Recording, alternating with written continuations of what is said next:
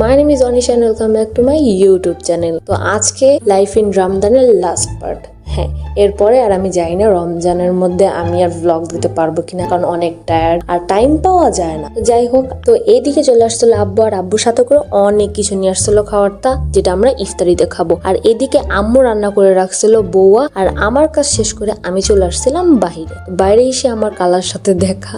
আমার ব্লগে first time না, এর আগেও অনেকবার ছিল। আর আমি একটু বাইরে হাওয়া খাইতেছিলাম, কারণ আজকে অনেক হাঁটাঘাট নিয়ে গেছে, একটু বাইরের বাতাস খাওয়ারও প্রয়োজন আছে। তারপরে আমি ঘুরতে ঘুরতে চলে আসলাম এই ফুল গাছটার কাছে। ফুলটা আমার ভালো লাগতেছিল, অনেকদিন ফুল ছিঁড়ে মাথায় দেওয়া হয় না, ভাবলাম একটু ছিঁড়ি। তো ফুল ছিঁড়ে একটু রং ঢং করতে করতে ভালোই লাগতেছিল ফুলটা দেখতে। আমাদের বাড়ির এখানে অনেক ফুল গাছ আমার মামা এনে দিছিল, আমরা লাগাইছিলাম, আর অনেক ফুল গাছ হয়ে গেছিল। তারপরে আমি একটু মাথায় দিয়ে ঢং ঢং করতে করতে, তো ফুল মাথায় দিয়ে আমি এক দুইটা ছবি তুলতে গেছিলাম। পরবর্তীতে মনে পড়ছে আমি তো রোজা। আর এদিকে আমি কালাকে ডাকতেছিলাম, কালা দূরে বসেছিল, কিন্তু হঠাৎ করে তাকায় দেখি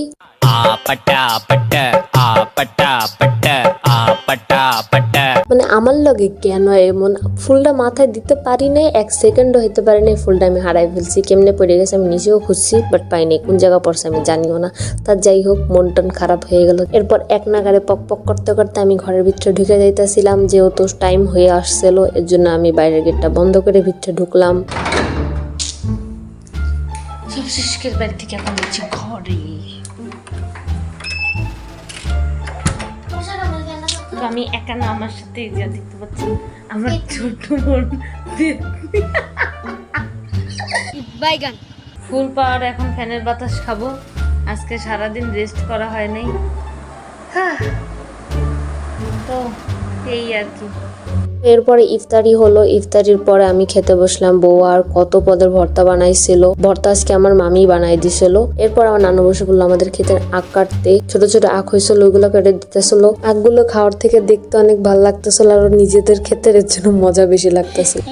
দুই মাজা বেকা পাক নামি কইরে তোষক আনতে গেছে, আর আমাকে তালা মেরে দিয়ে গেছে। এখন আমরা যাইতে পারতেছি না ধরতে, এখন আমরা অনেক অসহায়ের মতো।